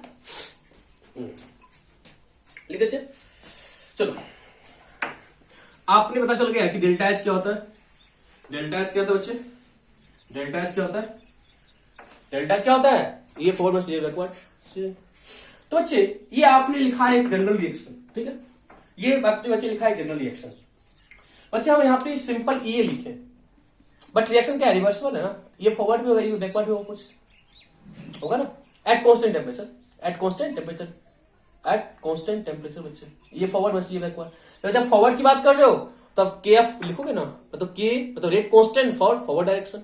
जब रिएक्शन बैकवर्ड होगा तब क्या लिखोगे, rate constant for backward direction. लिख सकते हैं ना यार, कोई दिक्कत हो रहा है लिखने में, लिखने में कोई दिक्कत नहीं है ना। चलो ठीक बच्चे, तब लिख रहे हो बच्चे, ठीक बच्चे लिखिए, देखना L N K F is equal to क्या लिखेंगे, एल एन ए माइनस क्या लिखो, E A for forward by R T, constant temperature temperature change करेंगे, ठीक है। वैसे L N K V is equal to क्या लिखेंगे, L N A minus E A for backward over R T. कोई लिखने में दिक्कत हो रहा है, लिखने में कोई दिक्कत हो रहा है यार, नहीं है ना, नहीं है तो चलो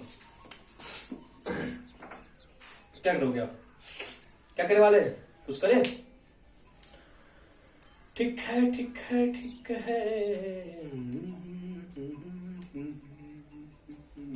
चलो, ये बच्चे फर्स्ट है, ये आपका सेकंड है। सेकंड माइनस फर्स्ट करो तो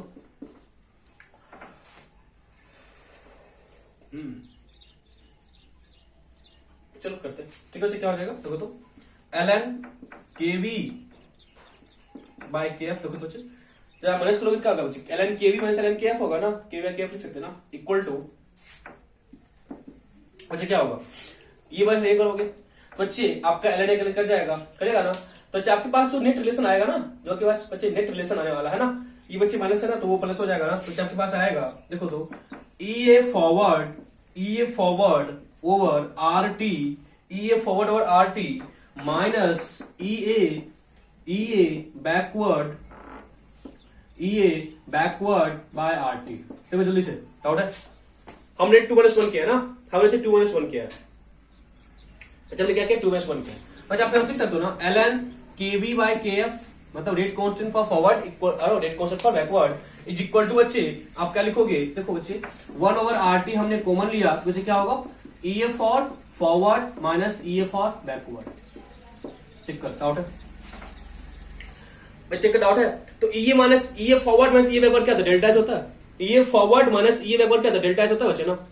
ई ए फॉरवर्ड माइनस ई बच्चे क्या होता है, डेल्टा एच होता है ना, डेल्टा एच होता है ना बच्चे। तो लिख सकते हैं ना बच्चे, लिख सकते हो ना, क्या लिखे बच्चे, ln kv over kf is equal to delta H over R T. Check बच्चे, डाउट है किसी, delta H over R T लिख सकते हैं ना।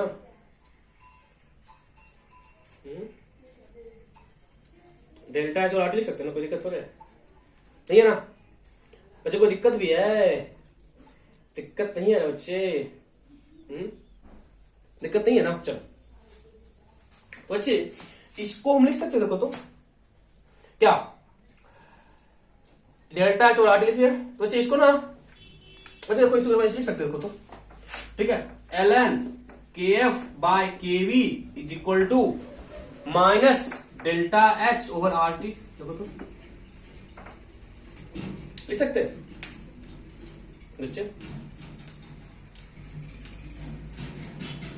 तो फायदा है करने से, delta H over R T, delta H over R T, सही है, कोई दिक्कत हो रही है। ये तो बच्चे कांस्टेंट ही होगा ना, ये तो मेरा क्या कांस्टेंट भी है, ये तो बच्चे मेरा क्या कांस्टेंट ही है, इसमें तो कोई दिक्कत नहीं है ना, ये तो बच्चे कांस्टेंट है तो कोई दिक्कत नहीं है ना।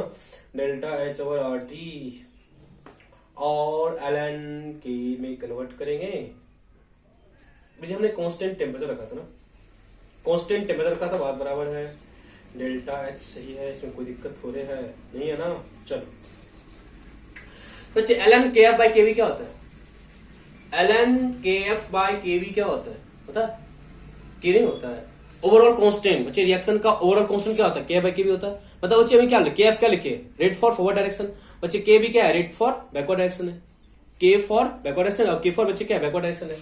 क्या बच्चे बैकवर्ड डायरेक्शन के लिए ना, k फॉर बैकवर्ड डायरेक्शन के लिए। चलो बातें करते हैं बच्चे, देखो तो हम लिख सकते हैं बच्चे, देखो तो ln सॉरी इसको लॉग में ले जाओ बच्चे, लॉग में ले जाओ, क्या लिखोगे,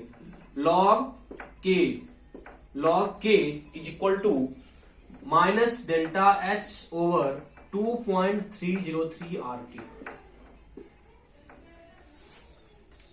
लिख सकते बच्चे, log k equal to minus delta H over 2.303 R T. लिख सकते हैं बच्चे, लोग लिख सकते हैं ना। क्या लिखने दिक्कत हो रहा है, ये हमने कांस्टेंट टेम्परेचर बोल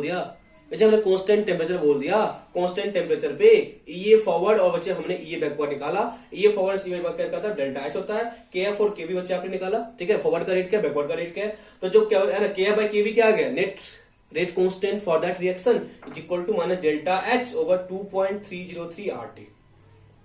लिख सकते हैं ना बच्चे, डाउट थोड़े सो है, डाउट है ना। चल लिखो इसको, एक और हम निकालेंगे, रिलेशन निकालेंगे, एक बार बच्चे हम निकालेंगे रिलेशन यहां से, देखते हैं उसकी बात करते बोले, ठीक है ठीक है। चलो सुनो,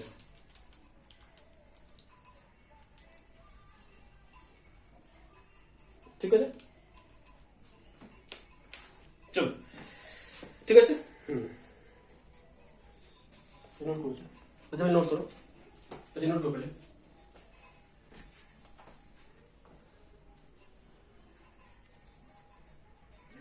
ओके अच्छा चलो, इस वाले रिलेशन से ना हम एक और ना जो बच्चे हमको बात करनी है, जिस चीज के बारे में बात करने वाले थे उस वाले पार्ट पे हम आ रहे हैं। ठीक है, देखो अच्छे, ठीक है। अच्छा, ये वाला पार्ट हमने कहा था at constant temperature, at constant temperature. But यदि टेम्परेचर कांस्टेंट, यदि बच्चे टेम्परेचर कांस्टेंट है ही नहीं तब क्या करोगे? यदि बच्चे आपका जो टेम्परेचर कांस्टेंट है नहीं तो तब क्या करोगे? तब बच्चे हम क्या करने वाले, देखो फॉर T1 बच्चे हमने बोला रेट कांस्टेंट K1 है, एंड T2 बच्चे मेरा रेट कांस्टेंट K2 है। T2 बच्चे मेरा रेट कांस्टेंट क्या है? K2 है। बच्चे इस डाटा हम पुट करोगे, क्या लिखोगे? log K2 is equal to क्या लिखेंगे? Minus delta H over 2.303 RT2 लिखोगे, देखिए बच्चे, ठीक है। अब बच्चे log K1 क्या होगा? log K1 क्या होगा? Minus delta H over 2.303 RT1, देखो तो होगा बच्चे, होगा ना, होगा बच्चे ना। अब क्या करो, बच्चे, है ना, इसको फर्स्ट बोल लो, इसको सेकंड बोल लो, ठीक है। फर्स्ट माइनस सेकंड कर लो, क्या होगा देखो, log K2 minus log K1, ठीक है, इक्वल टू क्या बच्चे होगा? log K2 बाय K1 क्या होगा? दिस माइनस दिस होगा ना, ठीक है बच्चे, माइनस प्लस हो जाएगा, माइनस क्या होगा? प्लस होगा, क्या होगा बच्चे देखो तो, delta H over 2.303 R 1 by T1 minus 1 by T2, 1 by T1 1 by T2, देखो बच्चे, डाउट है मतलब नहीं है ना। तो log K2 by K1, log K2 by K1 is equal to क्या होगा बच्चे? Delta H over 2.303 R T2 minus T1 over बच्चे क्या लिखोगे? T1 इंटू T2 लिखोगे,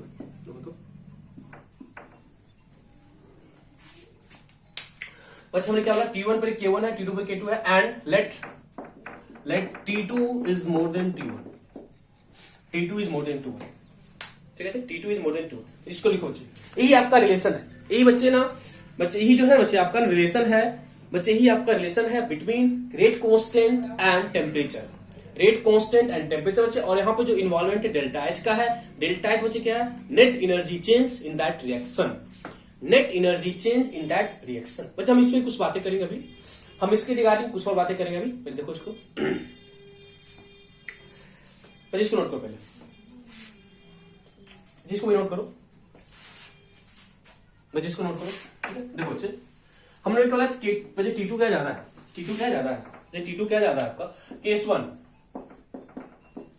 बच्चे केस 1 देखो, बच्चे केस 1 देखना, if delta H is 0, that is बच्चे उस प्रोसेस में ना तो हीट इवॉल्व हो रहा है, ना तो हीट रिक्वायर्ड है।